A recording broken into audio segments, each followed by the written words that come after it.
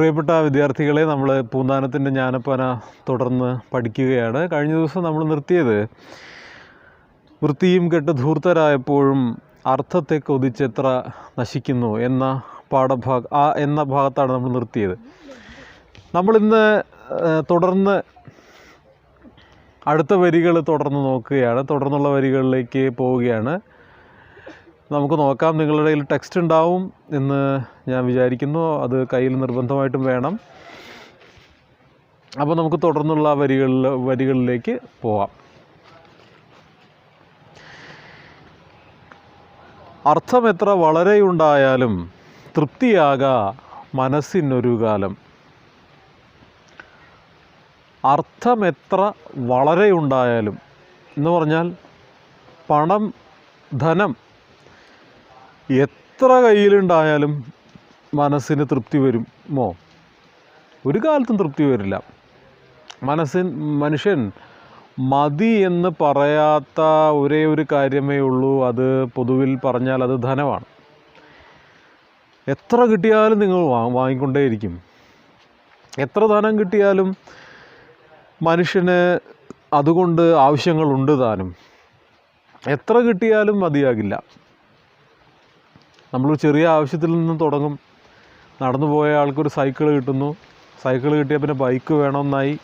Bike വേണമെന്ന് കഴിഞ്ഞ് കഴിഞ്ഞാൽ പോരാ, 4 പേർക്ക് സഞ്ചരിക്കാൻ ഒരു കാറ് വേണമെന്നായി. കാറ് കിട്ടിക്കഴിഞ്ഞാൽ ഈ കാറിൻ്റെ മോഡൽ പോരാ എന്നാവും. അപ്പോൾ പുതിയ പുതിയ ബ്രാൻഡുകൾ വേണമെന്നാവും. അതിൻ്റെ ലക്ഷറി പോരാ എന്നാവും. പിന്നെ അതും പോരാ എന്ന് തോന്നുമ്പോൾ അതിന് മുകളിലേക്ക് ഹെലികോപ്റ്ററിലേക്ക് പോവുകയാണ്. പിന്നെ സ്വന്തമായിട്ട് ഫ്ലൈറ്റ് വേണമെന്നായി. ഫ്ലൈറ്റും കഴിഞ്ഞ് കഴിഞ്ഞാൽ അങ്ങനെ പോവാം. ഫ്ലൈറ്റ് എന്ന് പറഞ്ഞു കഴിഞ്ഞാൽ അത് പോരാ, സാധാരണ ഫ്ലൈറ്റ് പോരാ, അതിൻ്റെ സ്പെഷ്യലൈസേഷനുകളിലേക്ക് പോവും. അപ്പോൾ ഇതൊന്നും എല്ലാ ആൾക്കാർക്കും എത്താൻ കഴിയുമില്ല. 100 കോടിയിൽ ഒരാൾക്കായിരിക്കും ചിലപ്പോൾ സ്വന്തമായിട്ട് ഫ്ലൈറ്റ് ഉണ്ടാകും, അല്ലേ? ബാക്കിയുള്ള ആളുകളൊക്കെ ഇതിനു വേണ്ടി ശ്രമിച്ച് ഇങ്ങനെ ഈയാമ്പാറ്റകൾ ഈ വിളക്കിൻ്റെ മുകളിൽ കരിഞ്ഞു വീഴുന്നത് പോലെ നശിച്ചു വീഴും. കുറേ ആളുകൾ ആഗ്രഹിച്ച് മരിച്ചു പോകും. കാലം കഴിയുന്നത് അറിയില്ല. അപ്പോൾ ഈ ആഗ്രഹങ്ങൾ എന്താണ് മനുഷ്യന് തീരുക? ഇനി ഞാനിത് ഈ ആഗ്രഹങ്ങളുടെ ഈ പോയിൻ്റ് ഇവിടെ നിന്ന് ഇങ്ങനെ നീട്ടി പറയുന്നില്ല. കാരണം ഇനി അതിൻ്റെ ഉദാഹരണങ്ങൾ ഇനി വഴിയെ പറയുന്നുണ്ട്. മനുഷ്യൻ്റെ ആഗ്രഹങ്ങൾ എന്തൊക്കെയാണെന്നുള്ളതിനെപ്പറ്റി വിശദമായിട്ട് അടുത്ത വരികളിൽ പറയുന്നുണ്ട്. അതുകൊണ്ട് അതിനെ ഇപ്പോൾ വിശദമാക്കി പറയേണ്ടെന്ന കാര്യമില്ല. ഇനി അതിൻ്റെ ഉദാഹരണങ്ങളാണ് ഇനിയിപ്പോൾ പറഞ്ഞില്ലേ. എന്താണ് ഇപ്പോൾ പറഞ്ഞത്? അർത്ഥം എത്ര വളരെയുണ്ടായാലും, സമ്പത്ത് എത്ര കൂടുതലുണ്ടായാലും തൃപ്തിയാകാം മനസ്സിനൊരു കാലം. ഈ തൃപ്തി എന്ന് പറയുന്നത് ഒരു പ്രധാനപ്പെട്ട ഘടകമാണ്. നമ്മൾ എന്ത് കഴിച്ചാലും, ഇപ്പോൾ നല്ല ഭക്ഷണം വിളമ്പിയാൽ നമുക്ക് തൃപ്തിയാവും. നല്ല നമുക്കിഷ്ടപ്പെട്ട വിഭവങ്ങൾ ഉണ്ടെങ്കിലും ഇല്ലെങ്കിലും ചിലപ്പോൾ ഒരു വറ്റ് ചോറും ഒരു ഉപ്പിലിട്ടതും ആവും നല്ല നമ്മൾ ആഗ്രഹിക്കുന്ന ഒരാൾ, പ്രിയപ്പെട്ട ആൾ വിളമ്പിത്തന്ന് സ്നേഹത്തോടെ വിളമ്പിത്തരുമ്പോൾ ആ അനുഭവം ഉണ്ടാവും. തൃപ്തി എന്നുള്ള അനുഭവമുണ്ട്. അതൊരു നിറവാണത്. നിറഞ്ഞു നിൽക്കുന്നൊരു പൂർണ്ണത എന്നൊക്കെ പറയും. താൽക്കാലികമായിട്ടുള്ളൊരു പൂർണ്ണതയെങ്കിലും ഭക്ഷണം കഴിക്കുമ്പോൾ ഉണ്ടാവുമല്ലോ. അങ്ങനെ ഓരോ കാര്യത്തിലും ഉണ്ടാവും ഈ തൃപ്തിയുണ്ട്. തൃപ്തിയോടെ ചെയ്യുക എന്ന് പറയും. നിങ്ങളൊരു പ്രവൃത്തി ചെയ്ത് പൂർത്തീകരിച്ചാൽ അത് നല്ല വൃത്തിയായി എന്ന് തോന്നിയാൽ മനസ്സിന് കിട്ടുന്ന ഒരു അനുഭവം ഉണ്ടല്ലോ, അതിനെയാണ് നമ്മൾ തൃപ്തി എന്ന് പറയുക. പക്ഷേ ഈ കാര്യത്തിൽ മനുഷ്യന് തൃപ്തി ഉണ്ടാവുകയേയില്ല. അത് നിങ്ങൾ നോക്കിയാൽ മതി. ഏത് നിങ്ങളുടെ വരുമാനം, നിങ്ങൾ കുറച്ച് കഴിയുമ്പോൾ നിങ്ങൾക്ക് മനസ്സിലാവും. നിങ്ങൾക്ക് ഒരു 1000 രൂപ കിട്ടിയിരുന്ന കാലത്തും 10,000 രൂപ കിട്ടുന്ന കാലത്തും 20,000 രൂപ കിട്ടുന്ന കാലത്തും നിങ്ങൾ ഒരേപോലെ അസംതൃപ്തനാണ്. കാരണം നിങ്ങളുടെ ആവശ്യങ്ങൾ, നിങ്ങളുടെ കയ്യിലേക്ക് പണം വരുന്നതിനനുസരിച്ച് നിങ്ങളുടെ ആവശ്യങ്ങൾ വർദ്ധിച്ചു കൊണ്ടിരിക്കുകയാണ്. ഇപ്പോൾ വിശേഷിച്ച് പറഞ്ഞാൽ അതിനെ ഷോപ്പിംഗ് തെറാപ്പി എന്നാണ് പുതിയ കാല ചിന്തകന്മാർ അതിനെ വിശേഷിപ്പിക്കുന്നത്. ഈ കയ്യിൽ പണം ഉണ്ടാകുമ്പോൾ ഏതെങ്കിലും ഒരു സൂപ്പർ മാർക്കറ്റിനകത്തേക്ക് പോയാൽ ഒരു കൊട്ടയം വലിച്ച് ഇങ്ങനെ മുമ്പിലേക്ക് പോയാൽ കണ്ണിൽ കാണുന്നതൊക്കെ അതിലേക്ക് വലിച്ചിടാനുള്ളൊരു പ്രേരണയുണ്ടാവും. മനസ്സിലായില്ലേ? ആ പ്രേരണ ഉണ്ടാക്കുകയാണ് മാർക്കറ്റ് നമ്മുടെ മുകളിൽ ചെയ്യുന്നത് പലപ്പോഴും. അത് മനോഹരമായിട്ടുള്ള ഡിസ്പ്ലേകളിലൂടെ, വിവിധങ്ങളായിട്ടുള്ള ഗന്ധങ്ങളിലൂടെ, കളറുകളിലൂടെ, അഡ്വർടൈസ്മെൻറ്റിലൂടെ നമ്മളെ വശീകരിക്കുന്ന ധാരാളം ആളുകൾ പുറത്ത് നിൽക്കുന്നുണ്ട്. അങ്ങനെയാണ് മൊബൈൽ ഫോണിൻ്റെയും ഒക്കെ വലിയ മാർക്കറ്റ് നമ്മുടെ നാട്ടിൽ വലുതാവുന്നത് കൊണ്ടാണ്.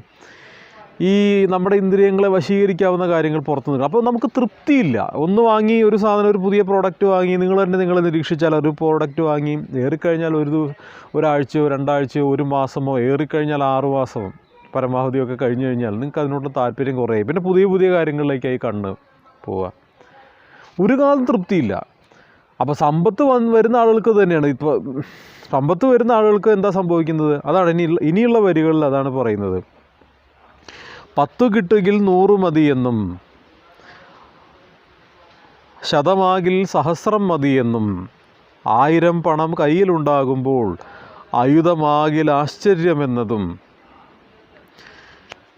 10 കിട്ടുകിൽ 100 മതിയെന്നും 10 രൂപ കിട്ടിയാൽ അത് പോരാ, പകരം എന്ത് വേണം? 100 രൂപ വേണം.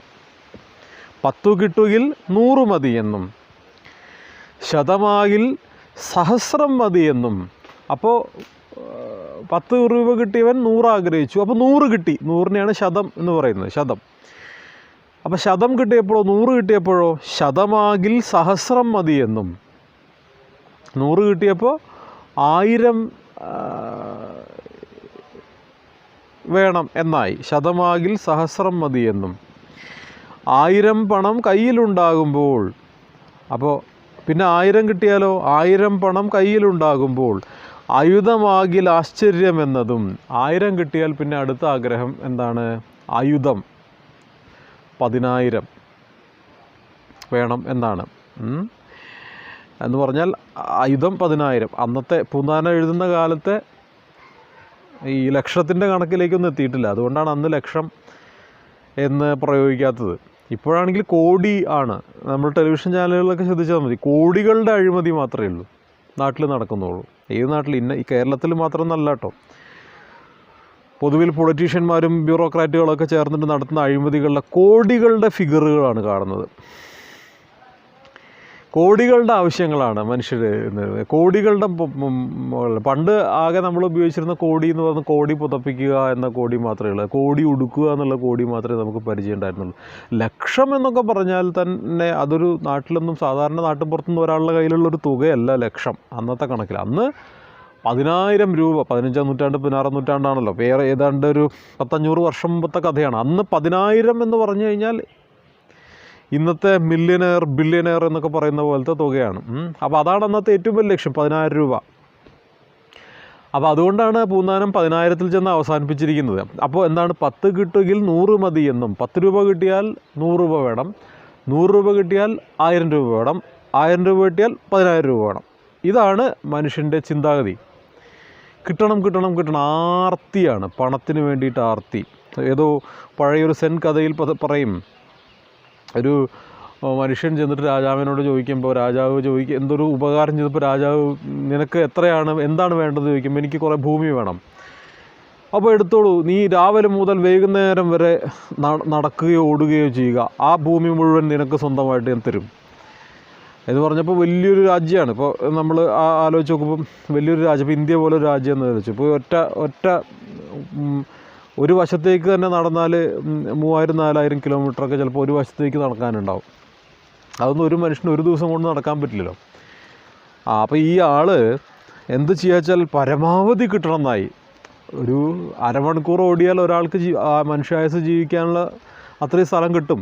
പക്ഷെ മനുഷ്യൻ അതുകൊണ്ട് നിർത്തില്ല. ഇയാൾ രാവിലെ മുതൽ ഓട്ടാണ്, പരമാവധി വൈകുന്നേരം ആവുന്നതിന് മുമ്പ് ഓടി പരമാവധി സ്ഥലം എത്തണം. അവസാനം ഓടി ഇയാൾ ഒരു സ്ഥലത്ത് കുഴഞ്ഞു വീണ് മരിച്ചു. അപ്പോൾ ഓടുന്നവൻ ആലോചിക്കുന്നതാണ് പരമാവധിയാണ്, പരമാവധി കിട്ടണം എന്നുള്ളതാണ്.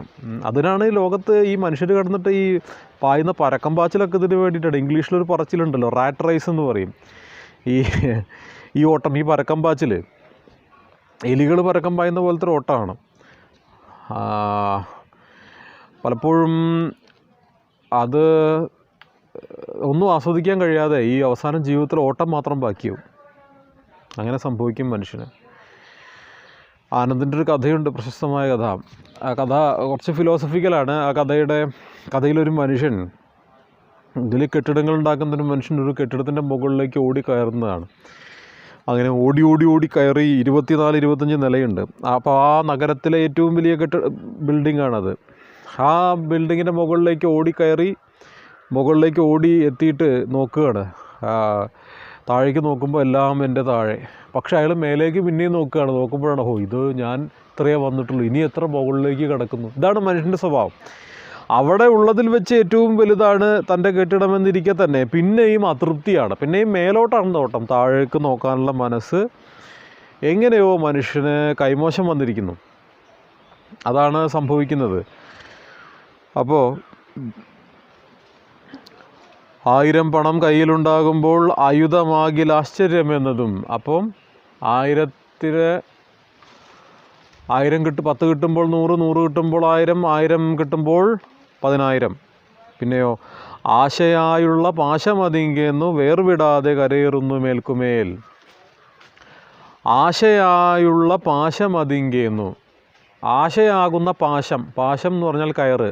ഒരു ആശയുടെ പാശം ഇങ്ങനെ കെട്ടിയിട്ടിരിക്കുകയാണെന്ന് വിചാരിക്കുക. ആശയാകുന്ന കയറ് ഇങ്ങനെ തൂക്കിയിട്ടിരിക്കുകയാണ്. അപ്പോൾ അതിൽ പിടിച്ച് കയറുകയാണ്. ആശയാകുന്ന കയറിൽ പിടിച്ച് കയറുകയാണ്. ആശയായുള്ള പാശമതിങ്കെന്ന് വേർവിടാതെ കരയേറുന്നു മേൽക്കുമേൽ. ആ ആശയാകുന്ന കയറിൽ പിടിച്ച് വിടാതെ പിടിച്ച് മേലേക്ക് കയറുകയാണ്. മേൽക്കുമേൽ, മേലേക്ക് മനുഷ്യൻ കയറിക്കൊണ്ടേയിരിക്കുക. മേലേക്ക് കയറിപ്പോകും. എവിടെയെങ്കിലും എത്തുമോ? എവിടേക്ക് എത്തില്ല. മുകളിലേക്ക് കയറി പോകുമ്പോഴുള്ള പ്രശ്നം എന്താണ്? മുകളിലേക്ക് എത്രത്തോളം കയറുന്നുവോ അത്രയ്ക്കും വീഴ്ചയുടെ ആഘാതം കൂടും. നിൽപ്പിൽ വീഴുകയാണെങ്കിൽ അത്രയേ പറ്റുള്ളൂ. കുറച്ചുകൂടി മുകളിലേക്കൊരു ബിൽഡിങ്ങിൻ്റെ മുകളിൽ നിന്ന്, ഒരു മരത്തിൻ്റെ മുകളിൽ നിന്ന് വീണാൽ അത്രേ കൂടുതൽ, അപ്പോൾ കുറച്ചുകൂടി കൂടുതലാവും. വലിയൊരു ബിൽഡിങ്ങിൻ്റെ മുകളിൽ നിന്ന് വീണാൽ ആഘാതം കൂടുതലാവും. അപ്പോൾ എത്രത്തോളം മേലേക്ക് പോകുന്നു അത്രത്തോളം താഴ്ചയും അത്രത്തോളം വീഴ്ചയുടെ ആഘാതവും വർദ്ധിക്കും. വേർവിടാതെ കരയേറുന്നു മേൽക്കുമേൽ. സത്തുക്കൾ ചെന്നിരന്നാലായ അർത്ഥത്തിൽ സ്വല്പമാത്രം കൊടാ ചില ദുഷ്ടന്മാർ.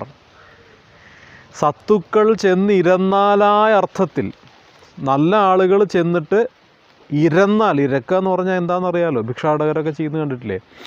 നല്ല ആളുകൾ ചെന്നിട്ട് ഇരന്നാൽ, സത്തുക്കൾ ചെന്നിരന്നാലാ അർത്ഥത്തിൽ, ആ പണത്തിൽ സ്വല്പമാത്രം കൊടാ ചില ദുഷ്ടന്മാർ. നല്ല ആളുകൾ, സത്തുക്കൾ ചെന്നിട്ട് ഇരന്നാൽ പോലും ആ ധനത്തിൽ നിന്നൊരു സ്വല്പം പോലും ഈ ദുഷ്ടന്മാർ കൊടുക്കുകയില്ല. ഈ ചിലപ്പോൾ വളരെ അവശരായിട്ടുള്ള ഭിക്ഷക്കാർ ഒക്കെ കൈനീട്ടി ചെല്ലുമ്പോൾ ചില ആളുകൾ ആട്ടുന്നത് കണ്ടിട്ടില്ലേ? കടന്നു പോടാ അവിടുന്ന്, പണിയെടുത്ത് നിന്ന് വിടറാ എന്നൊക്കെ ചോദിച്ചിട്ട് ആട്ടിയെത്തും. അങ്ങനെ ആളുകളുണ്ട്. അല്ല, അതൊന്നും ശരിയോ തെറ്റോ എന്നുള്ളതിലേക്കല്ല പോകുന്നത്. ചില ആളുകൾ അങ്ങനെയാണ്. ഒരു നേരത്തെ അന്നത്തിന് വേണ്ടി കൈ നീട്ടുമ്പോൾ കൊടുക്കാതിരിക്കുക, ഒരു ഭക്ഷണം വാങ്ങിച്ചു തരുമോ എന്ന് ചോദിക്കുമ്പോൾ കൊടുക്കാതിരിക്കുക. ഉള്ളവരുടെ കാര്യത്തിലാണ് പറയുന്നത്. അതായത് അരപ്പട്ടിണിക്കാരൻ്റെ കയ്യിലിപ്പോൾ ഭിക്ഷക്കാർക്ക് കൊടുക്കാനോ ഒരാൾക്ക് അന്നം കൂട്ടാനോ ഒന്നും ഉണ്ടായെന്ന് വരില്ല. അവൻ തന്നെ വേറൊരാളെ ആശ്രയിച്ചായിരിക്കും. ഞാൻ പറയുന്നത് വലിയ ധനികരായിട്ടുള്ള ആളുകൾ, പലതരത്തിൽ കപ്പൽ വിപ്പിച്ചും കുതിരക്കച്ചവടവും ആനക്കച്ചവടവും സ്വർണ്ണക്കച്ചവടവും നവരത്ന കച്ചവടവും ഇന്നലെ പറഞ്ഞതുപോലെ ഇതെല്ലാം നടത്തി പണം സമ്പാദിച്ചിട്ടുള്ള ആളുകൾ ഒരു സ്വല്പം മാത്രം ചോദിച്ചാൽ പോലും അവർ കൊടുക്കാൻ തയ്യാറില്ല. അതുകൊണ്ടാണ് അവർ ദുഷ്ടന്മാരെന്ന് വിളിക്കുന്നത്. സത്തുക്കൾ ചെന്നിരന്നാലായ അർത്ഥത്തിൽ സ്വല്പം മാത്രം കൊടാ ചില ദുഷ്ടന്മാർ. ഒന്നും കൊടുക്കില്ല. എന്നിട്ടോ എന്താ സംഭവിക്കുന്നത്? ചത്തുപോം നേരം വസ്ത്രം അതുപോലും ഒത്തിടാ കൊണ്ടുപോകാനൊരുത്തർക്കും. എന്നിട്ട് ചത്തുപോകുന്ന സമയത്ത് വസ്ത്രം അതുപോലും ഒത്തിടാ കൊണ്ടുപോകാൻ, അവസാനം ചത്തുപോകുമ്പോൾ വസ്ത്രം പോലും കൊണ്ടുപോകാൻ കഴിയുന്നില്ല. നെപ്പോളിയൻ ബോണപ്പാർട്ടിൻ്റെ കഥ പറയുന്നത് പോലെയാണ്. ഞാൻ മരിച്ചിട്ട് പോകുമ്പോൾ എൻ്റെ കൈകൾ രണ്ടും പുറത്തേക്കിടണം എന്ന് പറഞ്ഞ കഥ. ആളുകൾ കാണുമ്പോൾ വിചാരിച്ചോട്ടെ, ഞാനിതാ മരിച്ചു പോകുന്നു, ഈ വെട്ടിപ്പിടിച്ചതൊന്നും ഞാൻ കൊണ്ടുപോകുന്നില്ല എന്ന് ആളുകൾ കാണട്ടെ എന്ന് അദ്ദേഹം പറഞ്ഞു അത്രേ. മരിച്ചു പോകുമ്പോൾ ഉടുത്ത വസ്ത്രം പോലും കൊണ്ടുപോകാൻ പറ്റില്ല. ഈ ഉണ്ടാക്കിയിട്ടത്, വെട്ടിപ്പിടിച്ചത്, മറ്റുള്ളവനെ ഉപദ്രവിച്ചും മത്സരിച്ചും തോൽപ്പിച്ചും ചതിയിലൂടെ കീഴ്പ്പെടുത്തിയും ഒക്കെ ഉണ്ടാക്കിയതൊന്നും, ഉടുത്ത വസ്ത്രം പോലും മരിച്ചു പോകുമ്പോൾ കൊണ്ടുപോകാൻ കഴിയുകയില്ല. ഒരു നീർക്കുമിള പോലെ പൊട്ടിപ്പോവുകയാണ് മനുഷ്യജീവിതം. അപ്പോൾ ആ നശ്വരതയെ, മനുഷ്യൻ്റെ ജീവിതത്തിൻ്റെ ആ നശ്വരതയെ ഓർമ്മിപ്പിക്കുകയാണ് യഥാർത്ഥത്തിൽ ഈ വരികളിലൂടെ. ചത്തുപോകും നേരം വസ്ത്രം അതുപോലും ഒത്തിട കൊണ്ടുപോകാനൊരുത്തർക്കും. ചത്തുപോകുന്ന നേരത്ത് ഇവിടെ ചത്തുപോവുക എന്ന വാക്ക് തന്നെയാണ് ഉപയോഗിക്കുന്നത്. അല്ലാതെ മരിച്ചു, അന്തരിച്ചു, തീപ്പെട്ടു, സമാധിയായി എന്നൊന്നും പുനാൻ ഉപയോഗിക്കുന്നില്ല. അതെന്തുകൊണ്ടാണെന്ന് വെച്ചാൽ നമ്മുടെ ജീവനും ഈ പറയുന്ന മറ്റ് ജീവജാലങ്ങളുടെ ജീവനും തമ്മിൽ ഒരു വ്യത്യാസവും. നമുക്ക് 2 കാലേ ഉള്ളൂ, ചിലർ 4 കാലികളാണ്, ചിലർക്ക് കാലില്ല, ചിലർ ഇഴഞ്ഞു പോകുന്നു, ചിലർ പറന്നു പോകുന്നു. ഈ വ്യത്യാസം മാത്രമേ ഉള്ളൂ. പിന്നെ നമ്മൾ ബുദ്ധിയുണ്ടെന്ന് നടിക്കുന്നുണ്ട്, എന്നിട്ടോ എല്ലാ ബുദ്ധിമോശവും ചെയ്യുന്നുണ്ട്, അത്രയേ ഉള്ളൂ. മനുഷ്യർ പാർക്കുന്ന സ്ഥലവും ജീവികൾ പാർക്കുന്ന സ്ഥലവും തമ്മിൽ നോക്കിയാൽ മതി.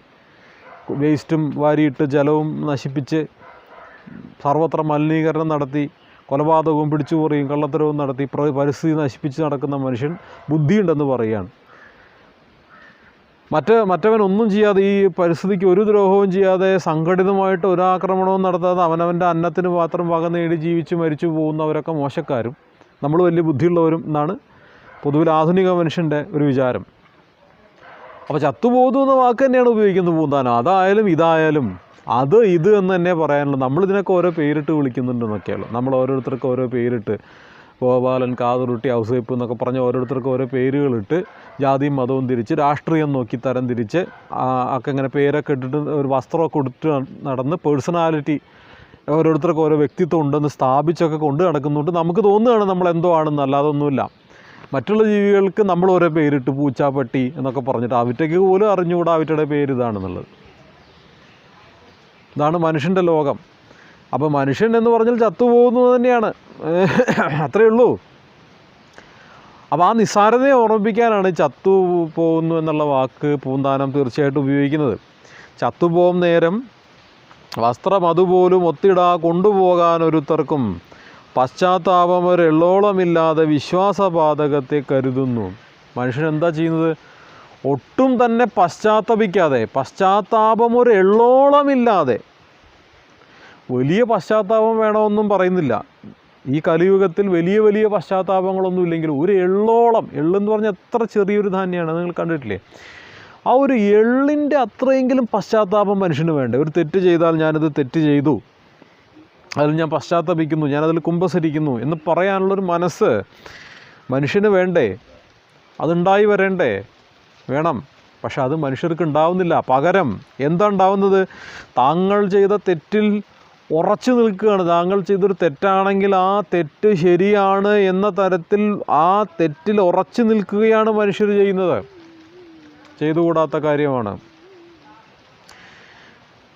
ആധുനിക മനുഷ്യൻ്റെ ഒരു പോക്കാണ്. അതപ്പോൾ ഇത് 15-ാം നൂറ്റാണ്ടിൽ പറഞ്ഞാലും 21-ാം നൂറ്റാണ്ടിൽ ഈ കാലഘട്ടത്തിൽ പറഞ്ഞാലും ഇത് ഒന്നിച്ചു പോവും, അല്ലേ? നിങ്ങൾ ചുറ്റിലും ഒന്ന് നോക്കി നോക്കൂ. വലിയ ക്രൂരമായിട്ടുള്ള കൊടും കുറ്റകൃത്യങ്ങൾ ചെയ്തിട്ട് പോലീസുകാർ കയ്യിൽ വിലങ്ങണയിച്ച് പോകുമ്പോൾ ചിരിച്ചുകൊണ്ട് ആത്മവിശ്വാസത്തോടുകൂടി തലയെടുത്തോടുകൂടി പോകുന്നത് കണ്ടിട്ടില്ലേ ആളുകൾ? കാരണം അവരപ്പോഴും അതിനെ പല രീതിയിൽ ന്യായീകരിക്കുന്നുണ്ട്. റോഡിലിട്ട് മനുഷ്യരെ വെട്ടിക്കൊന്നിട്ട് സുഖസുന്ദരമായിട്ട് ജയിലിൽ പോയി സുഖിച്ച് വാഴുന്ന രാഷ്ട്രീയ കൊലപാതകികളെ കണ്ടിട്ടില്ലേ?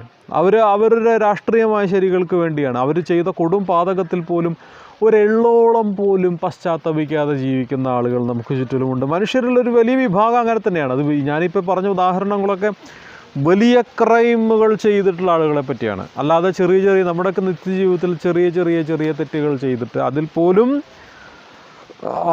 അതിനെ കറക്റ്റ് ചെയ്യാൻ, അതിനെ തിരുത്താൻ തയ്യാറാവാത്ത മനുഷ്യർ ആണ് ചുറ്റിലുമുള്ളത്. അതുകൊണ്ടാണ് ഇങ്ങനെ പറയുന്നത്, പശ്ചാത്താപം ഒരെള്ളോളമില്ലാതെ വിശ്വാസപാതകത്തെ കരുതുന്നു. വിശ്വാസവഞ്ചന എന്ന് പറയുന്നത് ഒരു കുഴപ്പമല്ല, അതിൽ പശ്ചാത്തപിക്കേണ്ട കാര്യമില്ല. ഇപ്പോൾ നമ്മുടെ ആധുനിക ലോകം ഏതാണ്ട് പോകുന്നത് തീർച്ചയായിട്ടും എങ്ങനെയാണ്?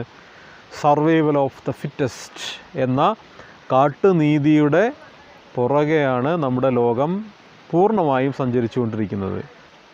നിങ്ങൾ ചുറ്റിലും ഒന്ന് നോക്കി നോക്കൂ, ആരാണ് സർവൈവ് ചെയ്യുന്നത്? പേശീബലമുള്ളവൻ, തിണ്ണമിടുക്ക് ഉള്ളവൻ, നമ്മൾ നാട്ടുഭാഷയിൽ പറഞ്ഞാൽ തിണ്ണമിടുക്കെന്ന് പറയും. നല്ല സമ്പത്തുള്ളവരിലേക്ക് ലോകത്തിൻ്റെ സമ്പത്തിൻ്റെ, പകുതിയിലധികവും, ഈ ലോകത്ത് ആകെയുള്ള സമ്പത്തിൻ്റെ പകുതിയിലധികവും ധനം എന്ന അർത്ഥത്തിലാണ് സമ്പത്ത് എന്ന് പറയുന്നത് കേട്ടോ. പ്രകൃതി വിഭവം എന്ന അർത്ഥത്തിലൊന്നല്ല. സമ്പത്തിൻ്റെ പകുതിയിലധികവും വരുന്നത് ചില ഒരു 10-50 വ്യക്തികളുടെ കയ്യിലേക്ക് ചുരുങ്ങിയിരിക്കുകയാണ്. ഇപ്പോൾ നമ്മുടെ നാട്ടിലൊക്കെയുള്ള ചില കോർപ്പറേറ്റ് ഭീമന്മാർക്ക് വേണമെങ്കിൽ നമ്മുടെ രാജ്യത്ത് തന്നെ വിലക്ക് വാങ്ങാൻ കഴിയാവുന്ന അത്ര സമ്പത്ത് അവരുടെ കയ്യിൽ ഇപ്പോൾ തന്നെ ഉണ്ട്. ഇപ്പോൾ രാജ്യം വിൽക്കുക എന്ന് പറഞ്ഞാൽ അവർ അവിടെ ഓപ്ഷന് പങ്കെടുക്കാൻ വരും, ലേലത്തിൽ പങ്കെടുക്കാൻ വരും. അങ്ങനെയുള്ള ഭീമന്മാർ നമ്മുടെ നാട്ടിലൊക്കെ ഉണ്ട്. ഇന്ത്യയിൽ മാത്രമല്ല, എല്ലാ രാജ്യങ്ങളിലും ഉണ്ട് കോർപ്പറേറ്റ് ഭീമന്മാർ. ഇപ്പോൾ എത്ര തുക ചോദിച്ചാലും ഇങ്ങനെ റൈസ് ചെയ്തുകൊണ്ടിരിക്കുന്ന ആളുകൾ. അപ്പോൾ പലരുടെയും വളർച്ചയുടെ പുറകിൽ ധാരാളം ആളുകളുടെ കണ്ണുനീരുണ്ട്. അതിൽ ചവിട്ടിയിട്ടാണ്, അതിൻ്റെ മുകളിലാണ് അതിൻ്റെ അടിസ്ഥാന ശിലകൾ വെച്ചിട്ടുള്ളത്. ധാരാളം ആളുകളോട് കാണിച്ചിട്ടുള്ള വിശ്വാസവഞ്ചനകളുണ്ട്. പക്ഷേ പലപ്പോഴും എല്ലാ കോർപ്പറേറ്റുകളും അങ്ങനെയാണെന്നല്ല ഞാൻ പറഞ്ഞു വരുന്നത്. കോർപ്പറേറ്റുകളെ അടക്കി വിമർശിക്കലല്ല അതിൻ്റെ ഉദ്ദേശം. എവിടെയൊക്കെ അമിതമായിട്ട് ധനം ഉണ്ടായിട്ടുണ്ടോ അവിടെയൊക്കെ, ഒരു സാധാരണ നാട്ടിലെ പണക്കാരെ പറ്റിയല്ല പറയുന്നത്, അമിതമായിട്ടും അനർഹമായിട്ടും എവിടെയൊക്കെ പണത്തിൻ്റെ ഒഴുക്ക് കാണുന്നുണ്ടോ അതിൻ്റെ പുറകിൽ വലിയ ക്രൈമുകളുണ്ടായിരിക്കും. വലിയ വിശ്വാസവഞ്ചനകളുടെ കഥകൾ അതിൻ്റെ പുറകിലുണ്ടാവും. അല്ലാതെ ഒരു മനുഷ്യാധ്വാനം കൊണ്ടോ, സാധാരണ രീതിയിലുള്ള ഒരു മനുഷ്യാധ്വാനം കൊണ്ടുണ്ടായി വരുന്ന ലാഭങ്ങളല്ല പലതും. എല്ലാതും അങ്ങനെയാണെന്ന് പറയാൻ കഴിയുകയുമില്ല. അപ്പോൾ അങ്ങനെയുള്ള പലതരത്തിലുള്ള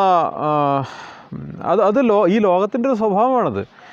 അല്ലാതെ അതിനെ ഒരു കുറ്റകൃത്യമായിട്ടും അവിടെ അവതരിപ്പിക്കുന്നില്ല. ഈ ലോകം അങ്ങനെയൊക്കെയാണ്, അതാണ് ഈ ലോകം പോയിക്കൊണ്ടിരിക്കുന്നത് ഈ നിലയിലൊക്കെയാണ് എന്ന് നമ്മളൊന്ന് സ്വയം ഓർമ്മപ്പെടുത്താൻ, സ്വയം ഒരു വിചാരം ചെയ്യാനാണ് ഈ വരികൾ നമ്മെ സഹായിക്കുന്നത്.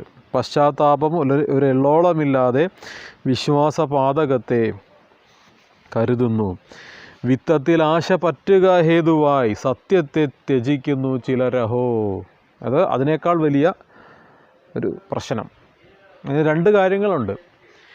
ശേഷിച്ച് പൂന്താനം ഭാരതത്തിലെ കുറിച്ചാണ്, ഈ ഭാരതഭൂമിയിൽ ജനിച്ചവരെ പറ്റിയാണ് പൂന്താനം എപ്പോഴും തൻ്റെ കവിതയിൽ പരാമർശിക്കുന്നത്. അതുകൊണ്ട് തന്നെ പറയട്ടെ, ഭാരതത്തെ സംബന്ധിച്ചിടത്തോളം സത്യത്തിന് വലിയ പ്രാധാന്യമുണ്ട്.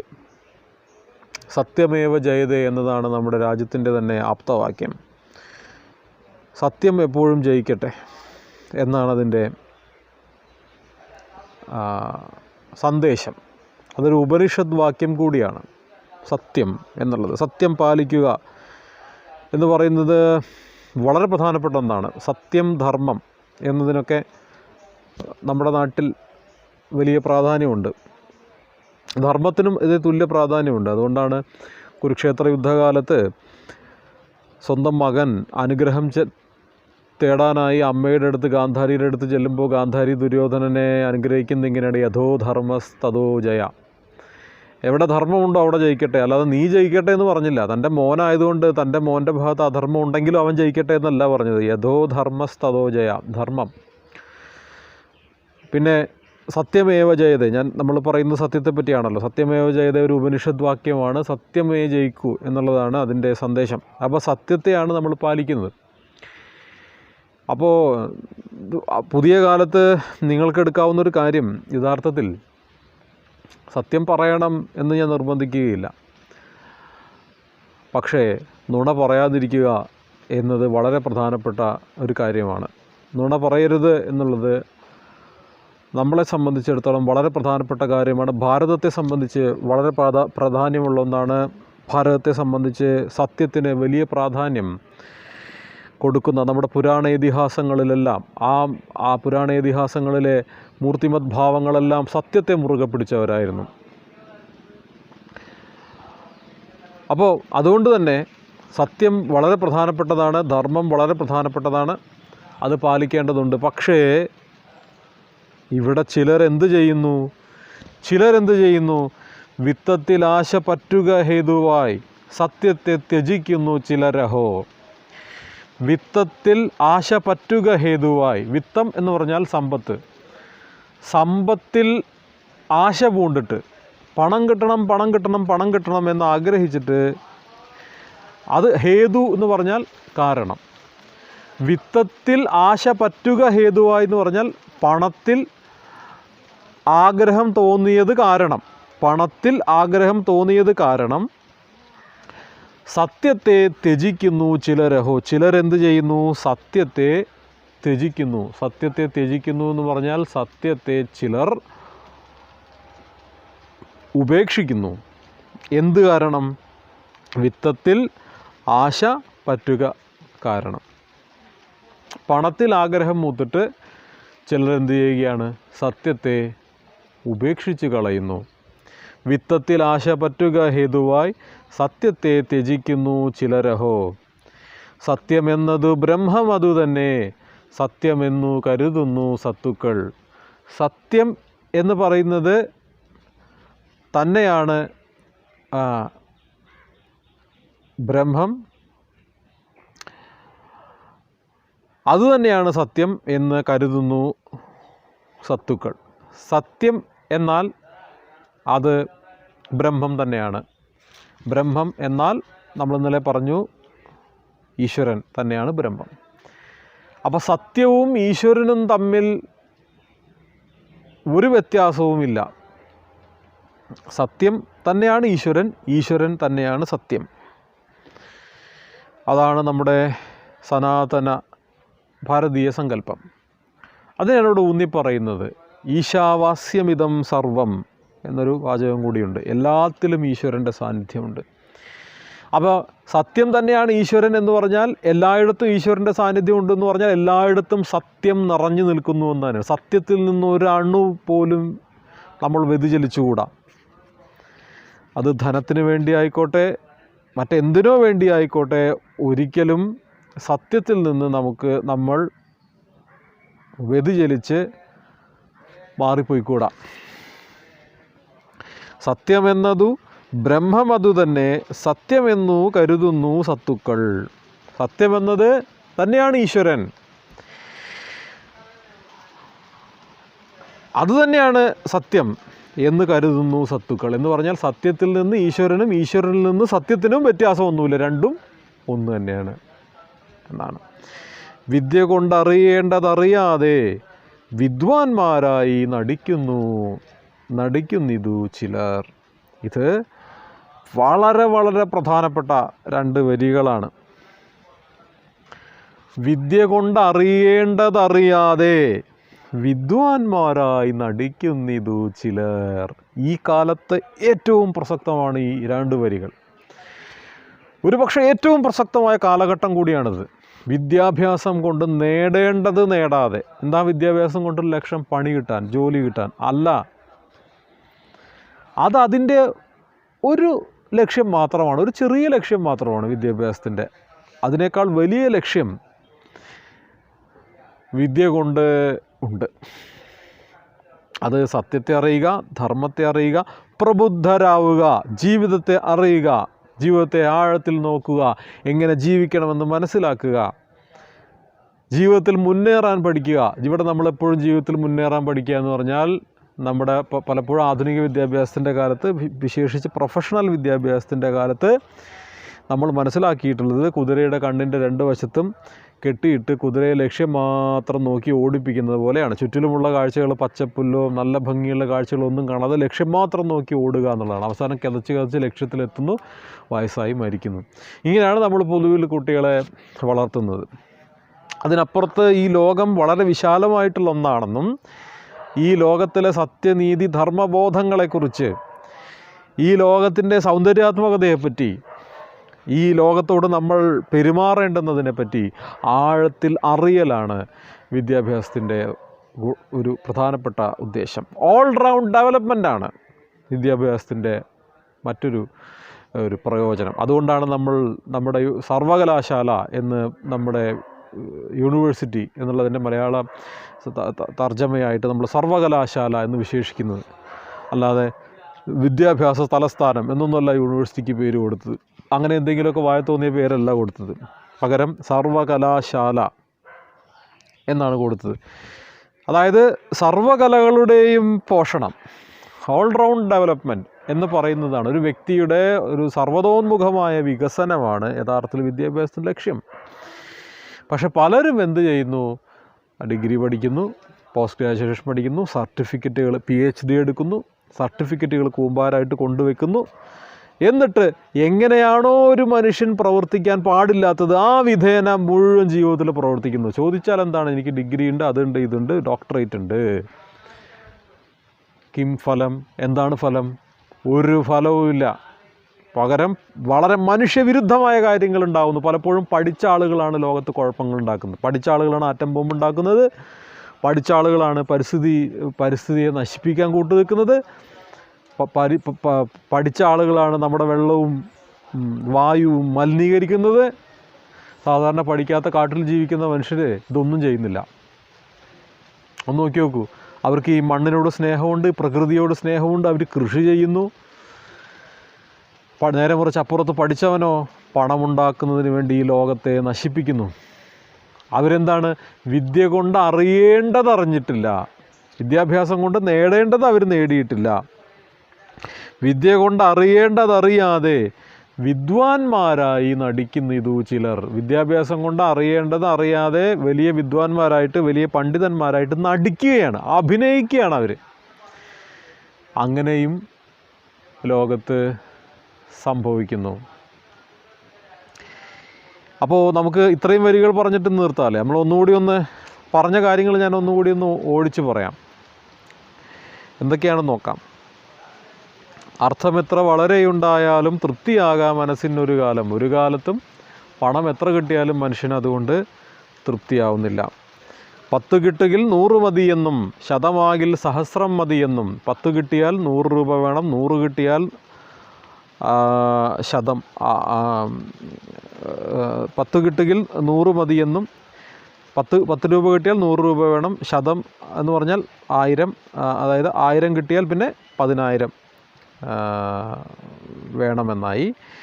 പിന്നെയോ 1000 പണം കയ്യിലുണ്ടാകുമ്പോൾ ആയുധമാകിൽ ആശ്ചര്യമെന്നതും. 1000 കിട്ടിയാൽ 10,000 വേണം. പിന്നെയോ ആശയായുള്ള പാശമതിങ്കേന്നു വേർവിടാതെ കരയേറുന്നു മേൽക്കുമേൽ. ആശയാകുന്ന കയറിൽ പിടിച്ച് മേലേക്ക് കയറിപ്പോവുകയാണ്, വിടാതെ കയറിപ്പോവുകയാണ്.